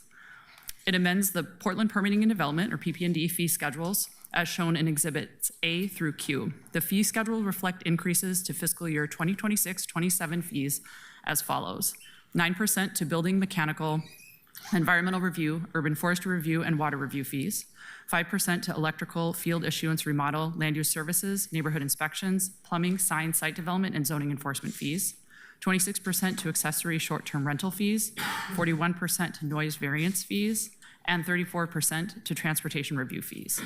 The full impact statement on this item includes information on financial and budgetary impacts, economic and real estate development impacts and analysis, and community impacts and community involvement. No verbal or written testimony was submitted on this item prior to committee action on May 5th, and that concludes the committee staff summary. Thank you. Thank you very much, Claire. Councilor Avalos, this came out of your committee. Yeah, thank you. So the proposed fee adjustments are intended to support the Bureau's cost recovery model and ensure that PP&D can continue providing permitting, inspection, and development review services. Fee increases vary by program area, with most fees increasing between 5% and 9%, while some specialized services such as accessory short-term rental permits, noise variances, and transportation reviews would see larger adjustments. At committee, members had a robust discussion about how permit costs and processing times affect Portland's competitiveness as a place to build housing and invest in development. We also discussed the Bureau's fee waiver programs, staffing impacts in the proposed budget, restrictions on how fee revenues can be used, and the ongoing transition of the tree permitting program into PP&D. Committee members asked questions about impacts on projects of different sizes, affordability for applicants, and how these changes fit within broader efforts to improve permitting performance and customer service. After discussion, the committee voted unanimously to recommend this ordinance to the full council. And that's my report. Thank you. Thank you, Councilor Avalos. Vice President Clark. Thank you, Council President. I just have a question about the accessory short-term rental fees. I assume that's Airbnb, and I don't know who all the others are. But I don't know if this is a question to staff or to who this goes to, but I know in the past, I seem to recall that there were issues around compliance in Airbnb. And I'm wondering if these fees are going to allow us to provide more oversight in this program. Could you address that, possibly? Thank you. Good morning, Council. For the record, my name is Eric Cooch. I'm the Director of PP&D. And I'm sorry, Councilor, can you repeat the question, please? Sure. I was just asking about the 26% to accessory short-term rental fees. I assume that's Airbnb and other short-term rentals. And I was just wondering, because I just seem to recall in the past that there's been some controversy over our lack of oversight on those permits or those businesses. And I just wondered if this fee increase is going to allow us to have more oversight on these programs, these short-term rentals. So these fee increases are about maintaining our current level of service. However, specifically with accessory short-term rentals, we are looking at improving that program to provide more oversight. And that's something that we are actively working on now. So does that means that you would attribute some of this increase to providing that additional oversight? Correct. Okay, that's really all I wanted to know. Thank you. You're welcome. Thank you, Vice President Clark. Sorry, colleagues, before I get to full discussion, has anyone signed up to testify on this item? No one signed up. Okay, great. We are in full discussion then, colleagues. Councilor Zimmerman. Thanks. So it was noted that some demand has gone down, right? And it's a fee-based structure. Right. That's how you make your revenue. So with that, what things,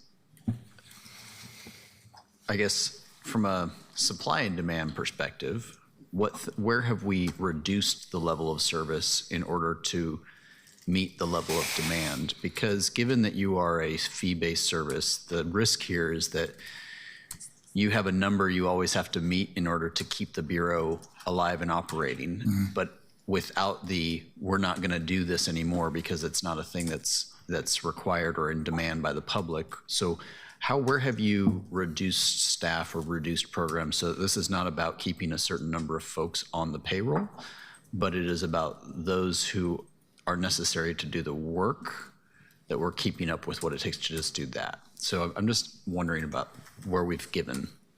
Right. So what's interesting about the market conditions right now is we're seeing less larger, high-value commercial projects, but we're seeing relatively the same amount of permit volume.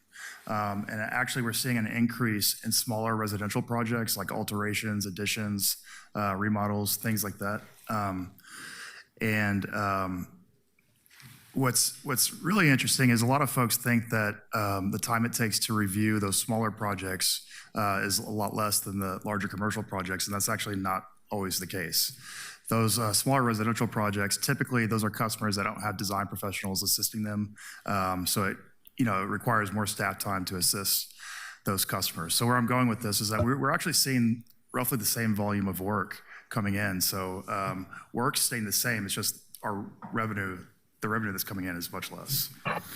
Because me, as a guy who knows just about jack what it takes to put together a bathroom remodel, if I were to come into you, you're gonna have to handhold me all the way through, basically, right, is what you're saying. Whereas if I hire XYZ construction company who's been in your office 1,000 times over the last 10 years, they know a lot about a bathroom remodel. And so exactly. Basically, you can look at their thing and be like, oh, this is professionally written, whereas Zimmerman's came in crayon and glue sticks, right? Is that kind of what right. we're getting at here? Okay, exactly. So it takes longer.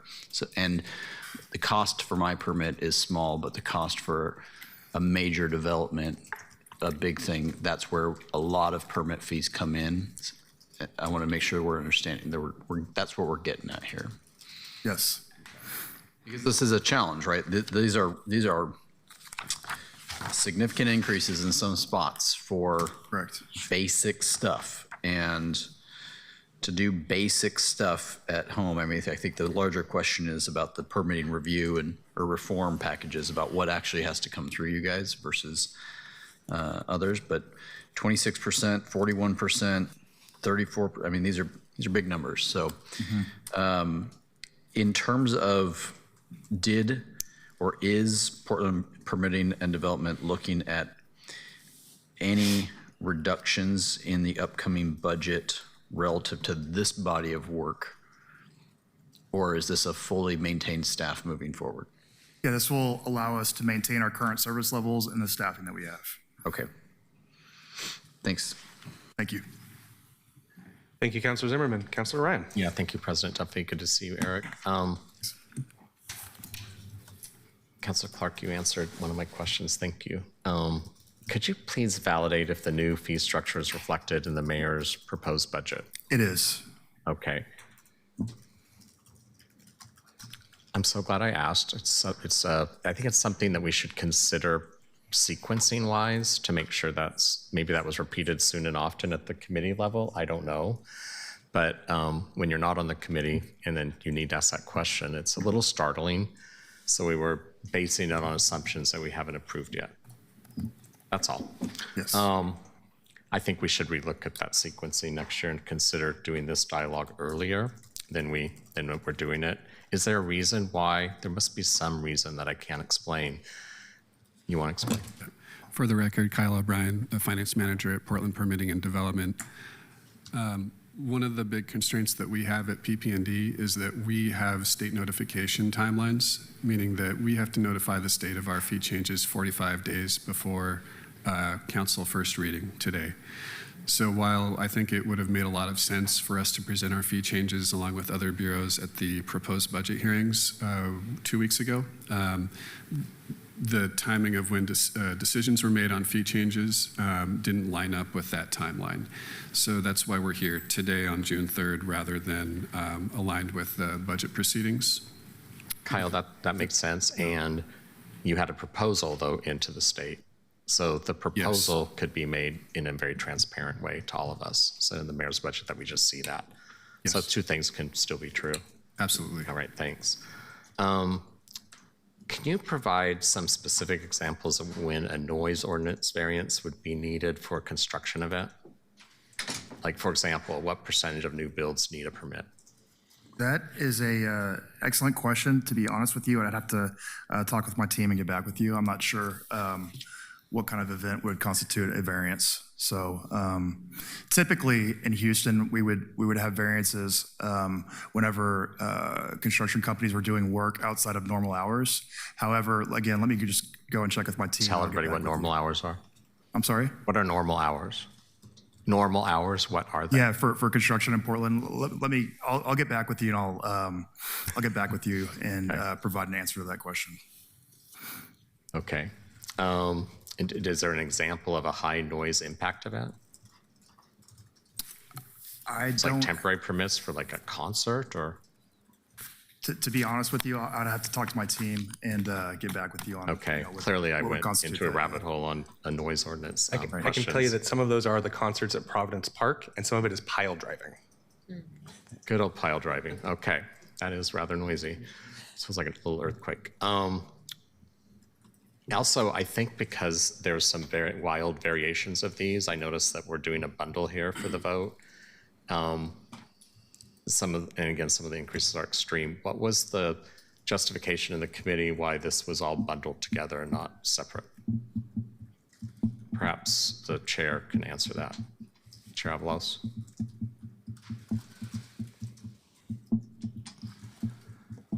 Can you repeat the question? Apologies. Yeah, we're those of us on the committee are experiencing quite a few votes with some extreme rates, and so I question why there was a decision made to bundle all of these and not separate them out.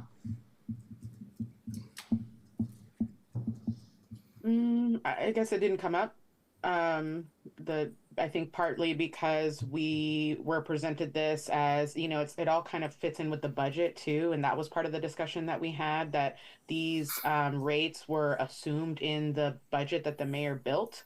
And so I think that made it probably more complicated for us to feel like we could consider them individually. And, at least from my perspective, we got a presentation that I felt made sense why they were bundled. So if any other committee members can speak to that, but that was my take, and that's how I interpreted what I heard in committee. Okay, maybe someone else from the committee is in the queue and they'll address it as well. In general, colleagues, I just have some concerns. I remain concerned that our bureaus have still not fully committed to unifying the permitting functions, including both staffing, process, and cost recovery. I want us to go simply beyond moving deck chairs and really complete the needed work from 2 years ago of integration. Just passing the cost directly to the permitting customers without doing the hard internal work, and I know it's hard. I'm well aware of that. I have a lot of knowledge about how difficult it is, but it is going rather slow, I think, to some who are watching. And it's not fair, I think, to just take all that slow internal work and pass that on to the customer service. That's not customer service.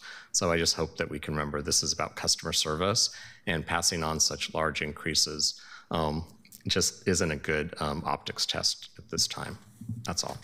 So I'll be contemplating this. I may think about separating some of them, but as we get closer to the vote next week. Thanks. Thank you. Thank you, Councilor Ryan. Councilor Cleon-Malaim. Thank you, Council President. So in this ordinance, I understand that there's a 26% increase to accessory short-term rental fees. And while I know that we need to amend our fee schedules, I also know that in March, there was a report from the city ombudsman on accessory short-term rentals. And so I just wanted to share with my colleagues that my office is interested in addressing some of those concerns raised and possibly reevaluating enforcement rules regarding short-term rentals. So if any of you are interested in collaborating on this, let me know. Heck yeah. Thank you, Councilor Cleon-Malaim. Councilor Knoll. I am. Thank you, Council President. I had a couple questions here. First, I want to say I agree with everything that Councilor Ryan said about timing with no notes there. I really do think that the idea of getting a proposal that is based on, in the terms of the budget, a proposal that is based on increased revenue that we haven't even thought about, or at least 7 of us haven't even thought about yet, puts us in a position of not having sufficient information to fully evaluate it, and also the idea that if we want to adjust anything, it's us effectively making a decision to lay off PP&D staff, which is not actually what would happen.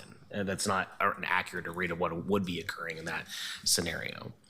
I had a question just kind of in terms of, because I imagine that this is something you have, the places where you choose to measure can dictate what the measurement will look like, especially in the context of slides 7 and 8 of the presentation you gave.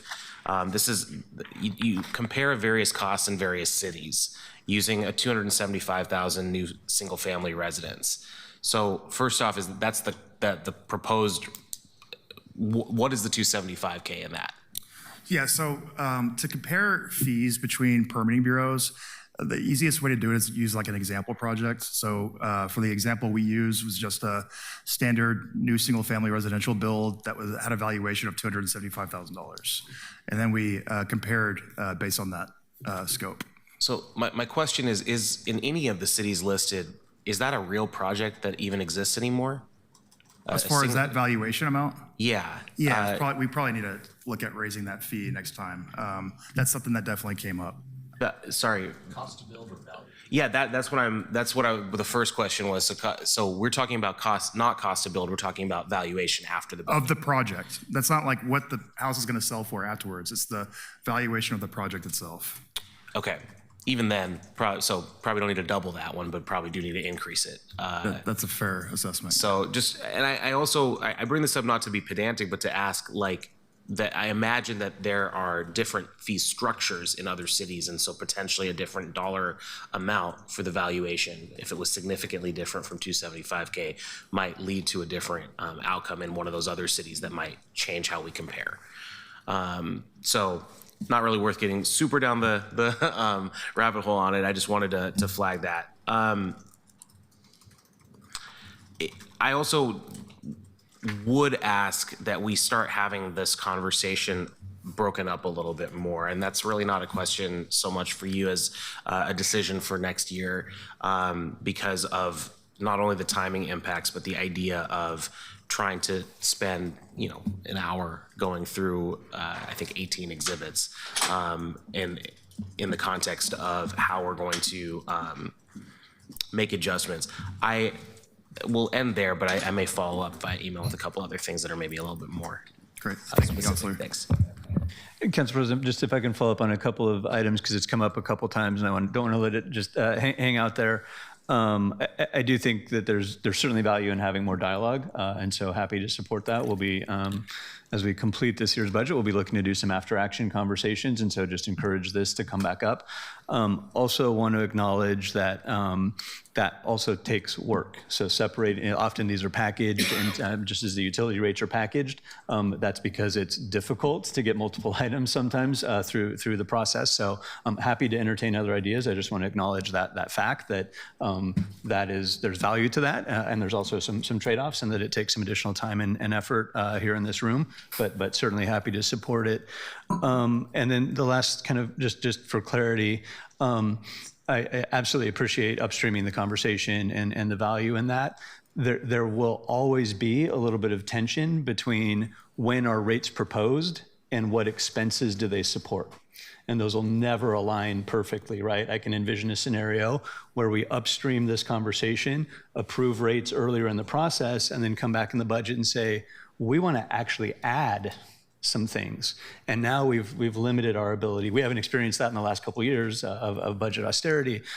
So I just want to acknowledge that tension will always exist between the sort of timing. And so that's just a consideration that we have to kind of think about as we develop sort of better ways of having these conversations going forward. Thanks. Thank you very much. Councilor Purtle-Guinea. Thank you, Council President. I sit on the committee that this came out of and had some of the same questions that some of our colleagues have raised, so I thought I just might provide a little bit of information about why I was comfortable moving this forward as a package, in case that's helpful to some of my colleagues. I was concerned with the scale of some of the increases and asked a lot of questions about why the increases were at the levels they are. The most I want to call it egregious, but the largest increases, what I was told, are generally based on the need to get to cost recovery. So those larger increases. I don't know which one in particular you're looking at, but the ones that I had asked about that were particularly large were generally based on needing to get to cost recovery, and what was the actual cost of doing the reviews. So that was part of the answer that I got that helped me feel a little bit more comfortable. 34% increase. Okay, I mean, I'm not going to speak to the reason for any specific one, but I had gone through many of the exhibits and had some specific examples that I was most concerned about. I also asked a lot of questions about the impact on the individual with a small project. And as we look at the need to keep up with costs, I was really appreciative that we're doing the percent increases so that the amount more that an individual is paying on a small project is far less than the amount more somebody will pay on a much larger project, to try to limit the impact on those small projects that, as we heard to Councilor Zimmerman's question, are unfortunately right now a large portion of the work that there is to do and don't bring in as much revenue, but we also don't want to increase those drastically because we have individuals trying to do bathroom additions and remodels and things like that that we need to keep this affordable for. The other thing that was helpful for me was looking at the average increase is 5 to 9%. And with the where do we fall with comparable cities, if you do a 9% increase, we are still right about equivalent with fees at the city of Gresham, far less than the city of Beaverton, slightly more than the city of Wilsonville. So if you look at our neighboring communities, those costs still keep us in line there, which was another piece that was important for me to hear and feeling comfortable moving these all forward as a package and not pulling out specific individual increases. Like I said, I'll let the Bureau speak to any specifics that you're concerned with, but as I asked about specifics, those were some of the things that we talked through in committee that moved me from wanting to pull items out or possibly even vote against the increases to being comfortable moving it forward as is. Can I just ask a quick clarification? So I think it was smart that, thank you, that you giving us information on local market comparisons, since there's a lot more development going on in the surrounding counties than in Multnomah. And so you're saying 9% was the mean? So what we were You said told, 9%, so what we were told in the committee is that most fees, and you're right, you pointed out a couple that are much higher, but that most fees were going up Transportation's 34%. between 5 and 9%. And so I did the math with our comparable cities, and at a 5% increase, we would still be less for that build that our director talked about than the city of Wilsonville. At a 9% increase, we would be about equivalent with Gresham. So Wilsonville, Gresham, Beaverton, in terms of cost, all cost more than us now. And that's where we would fall with those increases compared to our neighbors. The apples and apples with Clark County is more challenging because it's a different state. Was that also included in that study? Vancouver was much higher than both of the city of Vancouver. I don't think other cities were on the list, but the city of Vancouver was much higher still than we would be. Thank you, Council President. That's all. Thank you, Councilor Purtle-Guinea. Councilor Green. Thank you. I wanted to, as the vice chair of this committee, and I was in this discussion, I wanted to kind of weigh in as well. Ditto, echo everything Councilor Purtle-Guinea has just said. I just wanted to quote specifically page 7 of the presentation that's attached to this item. We did have a really robust conversation around comps, as you were just noted. I remember flagging specifically the Vancouver, Washington comp is listed as the current building permit and plan review fees for the city of Vancouver on average for a $275,000 new single-family residence is $3,978. And our current city of Portland cost for the same type of project is $3,211. So it's about $700 to the less expensive to Vancouver. And that's a really important one because we hear a lot about development sort of fleeing to Vancouver and Clark County in particular. We also had a pretty robust conversation around a shared recognition that we need a different fee model, one that sort of cross-subsidizes a little bit and decouples a little bit from the business cycle. We understand that it provides reserves during years of flush times, but we've basically drawn down our permitting reserves. And so it's really necessary to do this adjustment. I think DC Oliveira has acknowledged that several times, that's work that the Bureau will be taking up. You've acknowledged this as well. So we did have that discussion. I want to also just reaffirm support for this idea of, along with utility rates, establishing our rates and fees on a sort of almost maybe independent cycle as the annual budget process. I've kind of talked about a biennial process. CFO Bury has recognized that does tie our hands a little bit if we need to make mid-year adjustments. But I think if you want to provide certainty, cost certainty, and provide maybe some level of discipline to the budgeting process, that might be something that this body would contemplate. But I think it needs to be done after we've already talked about what our revenue model looks like for permitting. So for all those reasons, I was comfortable with this package as a whole, recognizing that you start to peel off different pieces of it and disentangle it, then you're going to shift costs to other parts of the permitting activity that then gets you into non-cost recovery territory.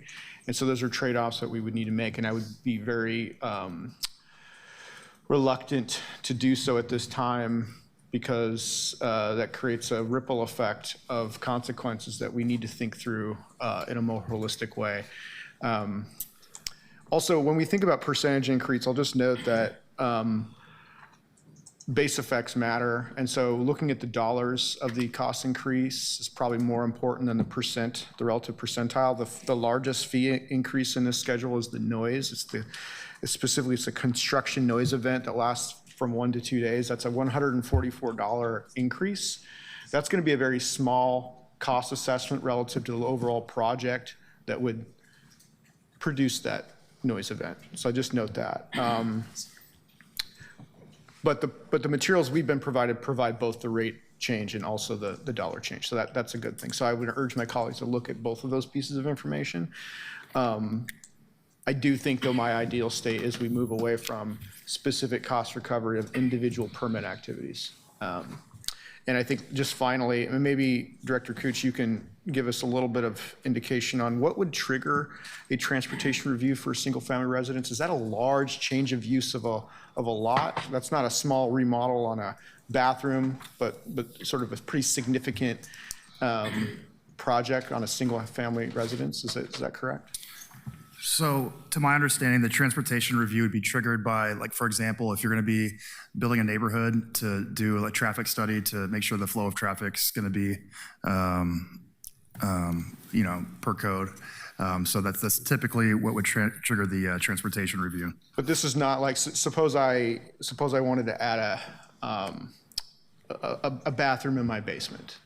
Yeah, you would not need to do a transportation review for that. So this is going to be a developer that's doing sort of a multi-dwelling project, maybe residential infill project. Typically a ground-up build, Counselor. Yeah, so $144 of an increase, while is worse than a zero increase, is pretty de minimis relative to the overall project cost. I'm sorry, can you repeat that? It's $144 increase on that permit for a transportation review is pretty de minimis relative to the scale of the overall project cost. Is Correct. that fair? Yeah, it's a drop in the bucket compared to the overall project cost. Thank you. Thank you, Councilor Green. Councilor Ryan. Yeah, one more question on this topic. When you look at the comparison of PP&D fees to other jurisdictions, does that include all the fees, like the system development charges are a part of this comparison? I don't believe that we use SEC fees. No, Counselor. That comparison that we provided is only the building permit and plan review fee. And the reason for that is very specific. It's that other jurisdictions commonly subsidize other parts of the work in the development review process with general fund or other revenue sources. So if you want to compare the actual cost of a permit, looking at the cost that's actually fee-based is an apt comparison. Whereas if you start to include things like land use work or planning work or zoning work, the other jurisdictions may be able to keep the fee lower, but only because they're subsidizing that with other revenue. Okay. Thank you, Kyle. Thank you, Councilor Ryan. Colleagues, seeing no one else in the queue, this is the first reading of a non-emergency ordinance, and this now moves to second reading. Councilor Ryan. Yeah. Thank you, Council President. I just want to apologize. Earlier, I scolded basically the mayor of organizing this trip with Ground Run on the 17th of July, and I looked on my calendar, and I looked on June 17th. So I apologize for being in the wrong J month, which are both 4 letters, trying to make an excuse for my mistake. But anyway, I just apologize, and hopefully, I will, though, ask that if council's included in that visit on July 17th. We'll follow up on that. Thanks. Thank you, Councilor Ryan. Colleagues, we have reached the end of our morning agenda. We are going to recess until tomorrow at 2 o'clock. A reminder to my colleagues, we have a 2 o'clock work session this afternoon. Until then, we are in recess.